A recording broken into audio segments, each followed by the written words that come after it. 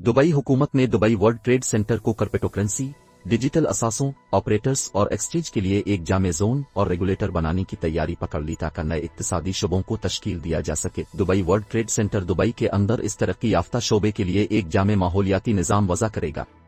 Dubai हुकूमत के media house की तरफ से जारी बयान के मुताबिक Dubai world trade centre Dubai में निजी शोबे और मुताल्लिका इदारों के साथ इस शोबे के लिए एक पुरकशिश माहौल पैदा करने के लिए ताउन करेगा और सरमायाकारों के तहफ़्फ़ुज़, एंटी मनी लॉन्ड्रिंग, AML, दहशतगर्दी की माली मुआवनत CFT से मुकाबले के लिए सख्त मेयारात को नाफिज करेगा।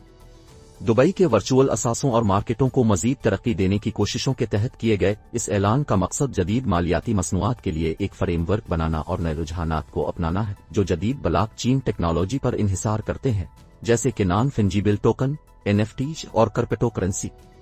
वर्ल्ड ट्रेड सेंटर वर्चुअल असासों के लिए बैन अल-अक़वामी मेयार की रेगुलेटरी फ्रेमवर्क तश्कील देगा और उसकी निगरानी भी करेगा ताकि दुबई में इस शोबे को महफूज बनाया जा सके। Dubai world trade centre to become comprehensive zone and regulator for virtual assets and crypto https://t.co/ndr6gbcj4ucz दिसंबर 20, 2021।